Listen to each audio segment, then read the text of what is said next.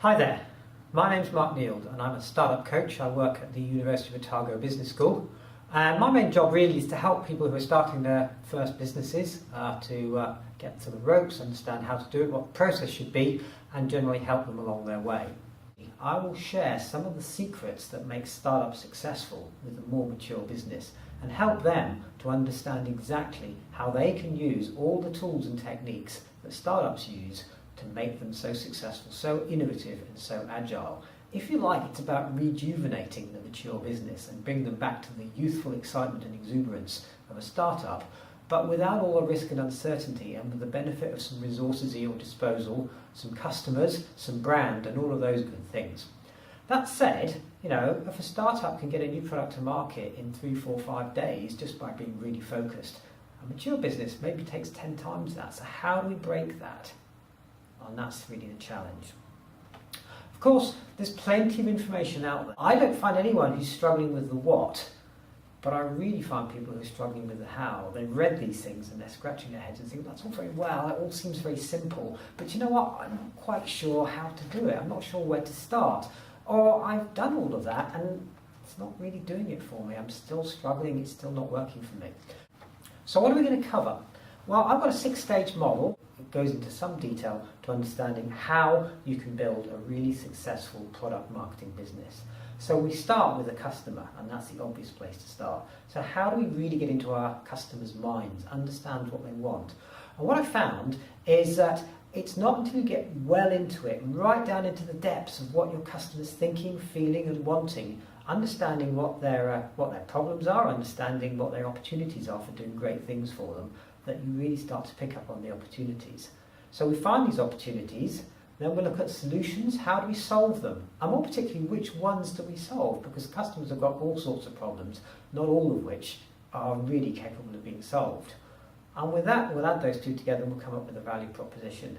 Now, value proposition, well used term, very familiar with that. How do we actually do it? So we'll show you exactly how to make a winning value proposition and test it.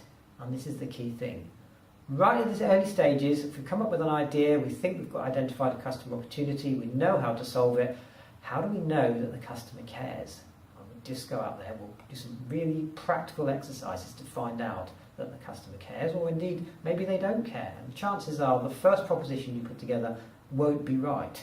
And that's fine, that's exactly what it's about. So let's go and talk to our customers, find out what they want, refine our proposition, and guess what? Out of all of this comes a wonderful thing. Suddenly, we understand who our customers are, because not everyone wants it, and we understand exactly which bits of our proposition they want. And that's great, because that tells us how we go about marketing it.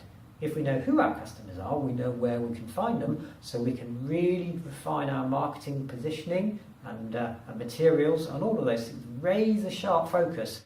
But that's not it, because the corporate world is moving on. The internet is changing a whole heap of stuff, and it's allowing you to do all sorts of things that many people haven't done before. Internet, social media, lots of people waste huge amounts of money by doing just the wrong things on the internet, because it can be a massive time waster. I know lots of people that spend hours on social media and get nothing back for it.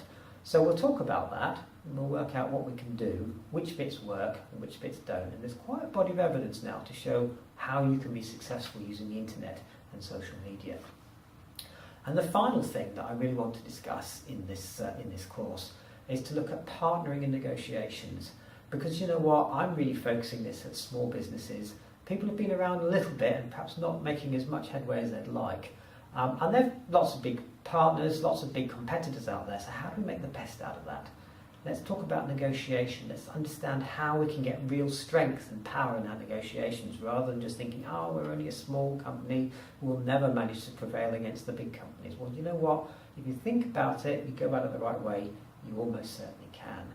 So what I'd really like to do, and obviously there's some bounds to this depending on the confidentiality and various other things of your own particular business, I'd like to work with you in small groups or individually to go through some of the challenges that you're facing and see if we can apply some of these techniques directly to your business.